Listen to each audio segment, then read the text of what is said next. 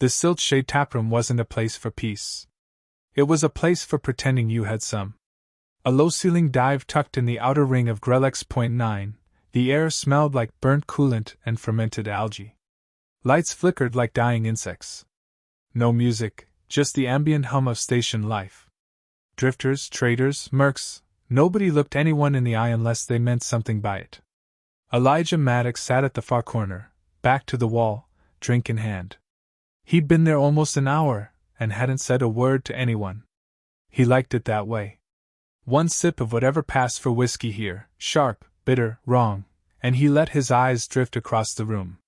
4 Threxians in the back, armored even while drinking.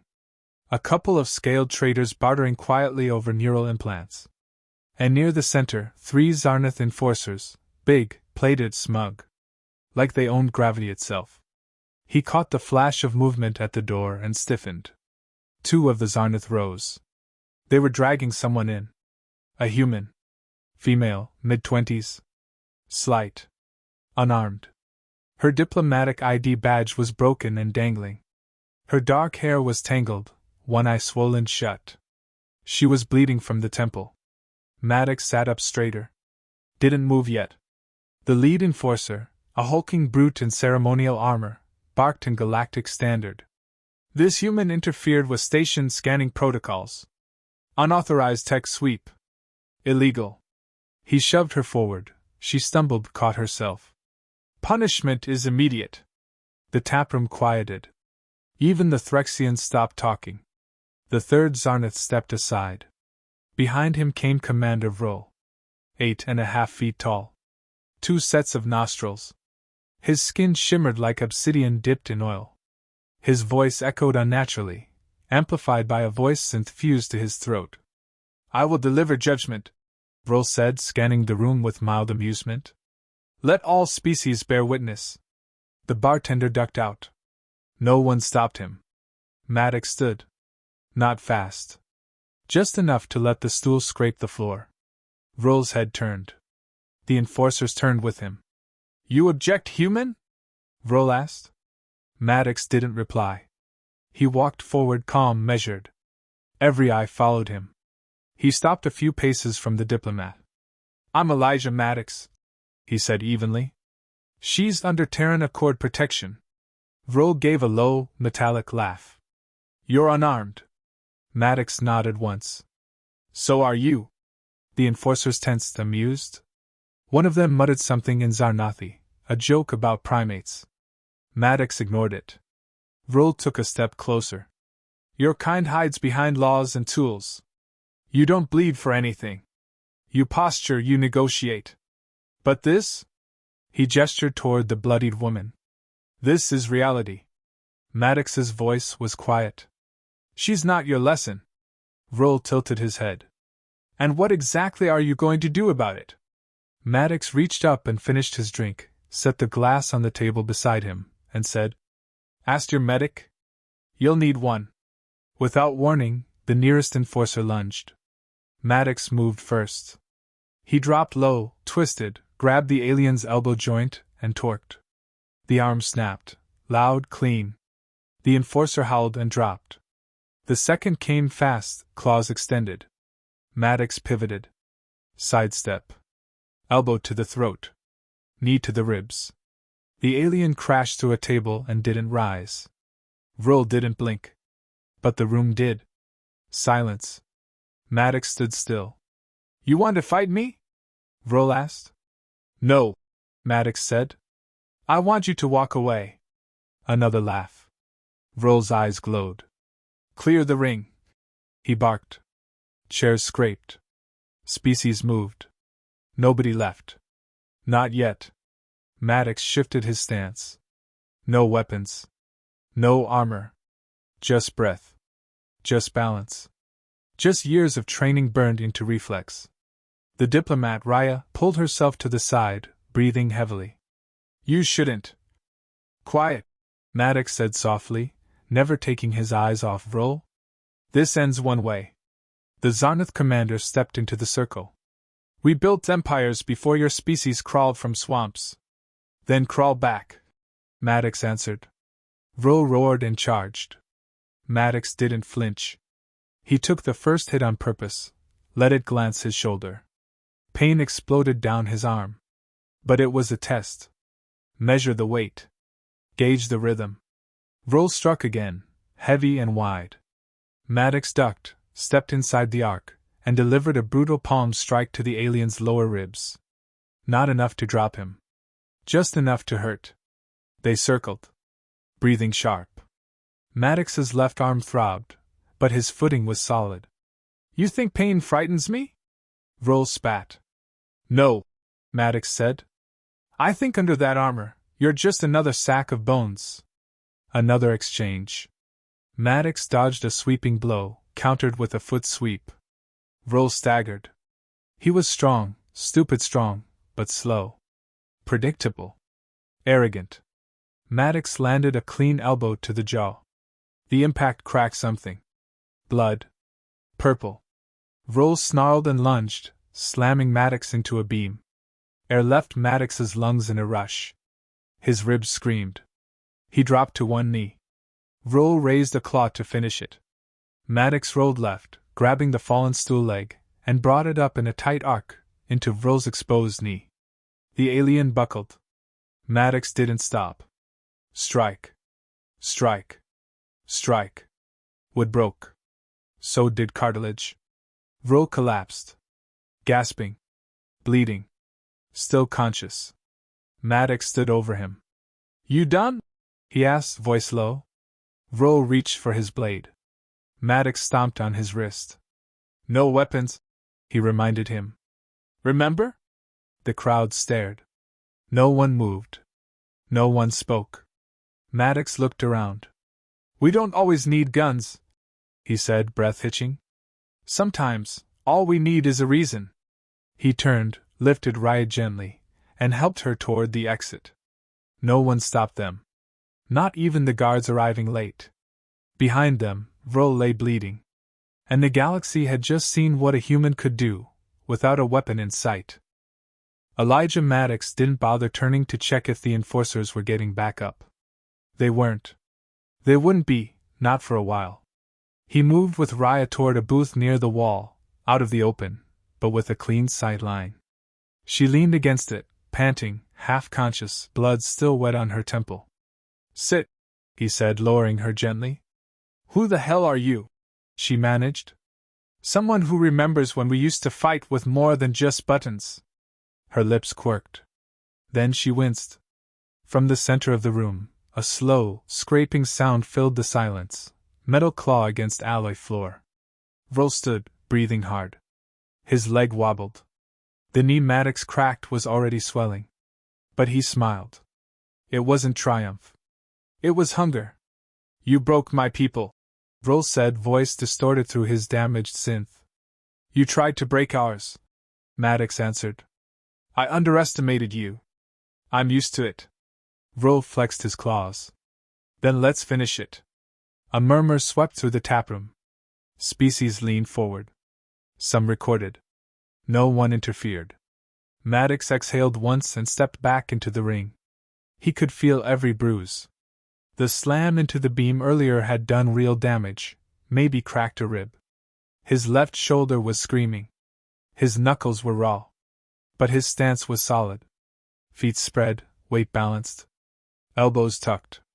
Eyes locked. Vroll lunged first. A full-body charge, reckless. Maddox sidestepped, barely, and rammed his elbow into the base of Vroll's skull. The commander stumbled but spun, catching Maddox in the ribs with a backhand. Pain bloomed white behind Maddox's eyes. He gritted his teeth and stayed on his feet. Still standing, he muttered. Vroll came again, slower, methodical. A flurry of high slashes. Maddox ducked, pivoted, snapped a kick to Vroll's thigh. Impact. No hesitation. He followed with a palm strike to the alien's throat. Vroll choked. Maddox pressed in, grabbed a wrist, twisted, and slammed the Zarnatha's arm down onto the corner of a table. Something gave. Vroll roared, slamming Maddox back. They tumbled across the floor. Dust rose. Chairs scattered. Maddox rolled to his feet, chest heaving. He remembered another fight. Different place. Same scent, blood and metal. His squad had been ambushed. Plasma cut through smoke. His rifle fried in his hands. He'd survived only because of instinct, what they'd drilled into him before tech became a crutch. You don't win with tools. You win with will. Vrol was breathing hard now. Limbs sluggish. Armor scorched from multiple impacts. You can't beat me forever, he growled. Not forever, Maddox said, stepping in.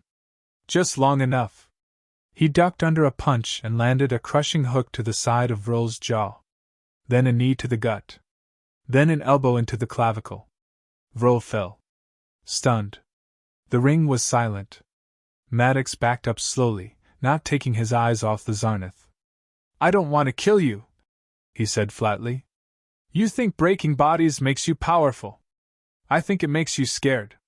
Vrol laughed, wet, painful. Humans, he wheezed.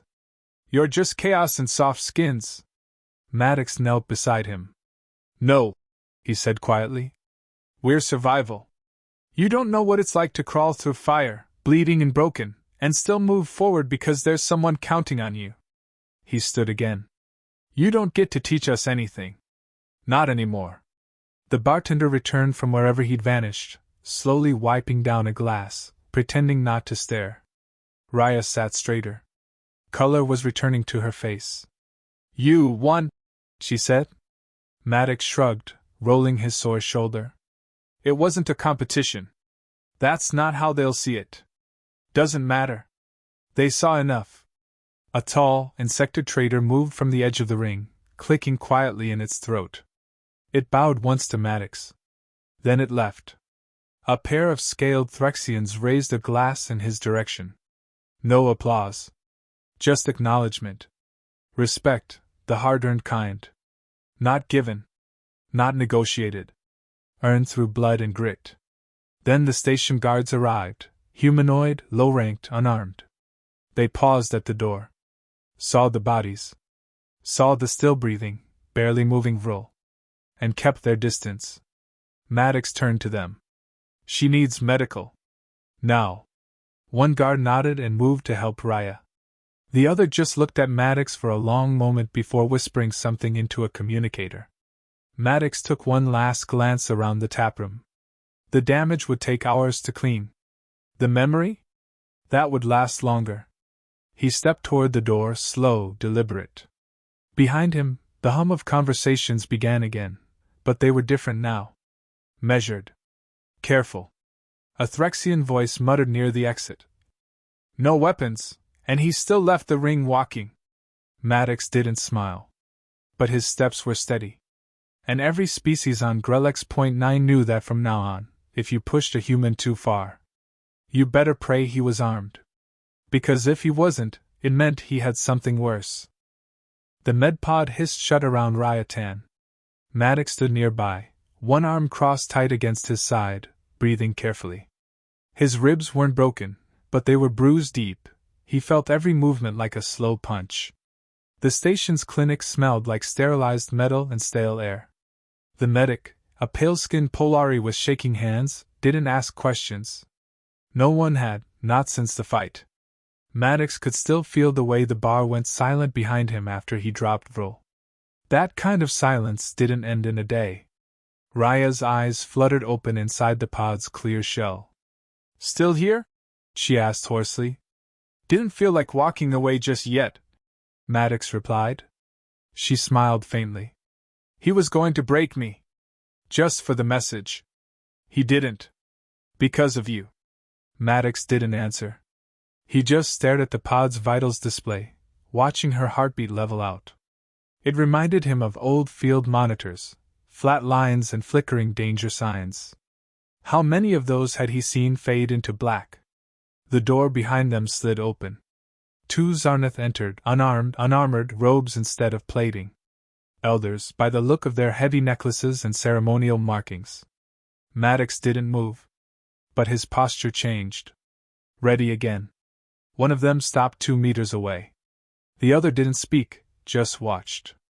We come not for revenge, the speaker said, voice slow, thick-accented. But to understand. Understand what? Maddox asked. The Zarnath inclined his head. How you won? Unaugmented. Unprotected. I fought worse. Vrol was your worst. Maddox shook his head. Vrol was loud. That's not the same. The other Zarnath stepped forward now, expression unreadable. Among our people, you have broken rank. Shamed a decorated commander. Your people dragged a bleeding girl into a bar and called it justice. Don't talk to me about shame. The elder stared at him a moment longer. Then, surprisingly, nodded. You have made a point that our kind will not forget quickly. But know this, honor brings echoes. Vrol will not forget. Nor will those who watched him fall. Maddox looked past them, toward the clinic window. A group of young traders outside were replaying the fight footage on a tablet. Word had spread fast. Good, he said. Let them remember something real for once. The elders turned and left. Back in the corridor, Maddox exhaled hard. His shoulder throbbed like hell, and his ribs screamed every time he turned. He walked slowly toward the lift. Halfway there, he passed a trio of Celerans, long-limbed, glass-eyed, and unnaturally graceful. They paused, watching him. One of them offered a subtle nod. Not fear. Not all. Recognition. The lift doors opened. Inside, Raya leaned against the rail, a bandage now covering the side of her head. She gave a weak wave. Figured you'd disappear. Maddox leaned beside her. Didn't feel right. She nodded. They're calling it a diplomatic incident. Not wrong. Council wants you off station by tomorrow. That's about right too. Me? You'll stay. File reports. Spin the damage. Raya snorted. What do I say? That a freight pilot choked out a war beast with a broken arm and a chair leg. You say nothing. Let the footage speak. Silence stretched. The lift hummed upward. Raya asked quietly. Do you think they'll come after you? They'll want to, Maddox said. But it'll take a while before anyone's dumb enough to try. You didn't kill him. Didn't have to. She looked at him then, really looked. You knew exactly how far to go. He gave her a small nod. That's what makes it stick. Later, on docking base 6, Maddox prepped his ship. The Echo Drift was old, patched together with second-hand hull plating and mismatched thrusters. But it ran. It always ran. As he loaded the final crate, someone approached behind him. He didn't turn. If you're here for revenge, you're late. It's not revenge. Came a voice, low, guttural, familiar. Vril. Maddox turned now slow. The Zarnath commander stood there, no armor. A single support brace wrapped his damaged leg. His face was still bruised. But his posture, different. Less rage. More weight. I'm not here to fight, Vril said. Didn't bring backup? Maddox asked. I don't need backup to speak. Maddox waited. Vril stepped closer. Not threatening, just present. My people don't lose publicly. When they do, they retaliate. I know. But this... Vril looked down. This was different. You're not here to apologize. No, Vril said simply. I'm here to admit something. Maddox raised an eyebrow. We thought humans soft. Weak. All intelligence and no instinct. You taught me otherwise. You underestimated the wrong species. Not just underestimated, Vril said. Misunderstood. He looked up, eyes sharper. We don't fight to survive. We fight for dominance. But you fight because you remember pain. You carry it like a blade. Maddox didn't respond. He didn't have to. Vril nodded once. There will be no official retaliation. Not now. But watch the stars, Maddox. Not every empire forgives. Then he turned and limped away. Inside the Echo Drift, Maddox fired up the engines. The dashboard flickered. Coordinates loaded. From the viewport, Grelix.9 was already shrinking into the black. He sat back in the pilot's seat, exhaling slow. Respect wasn't given. Not in the galaxy. Not out here. You earned it. One broken bone at a time. And sometimes, all it took was 17 seconds,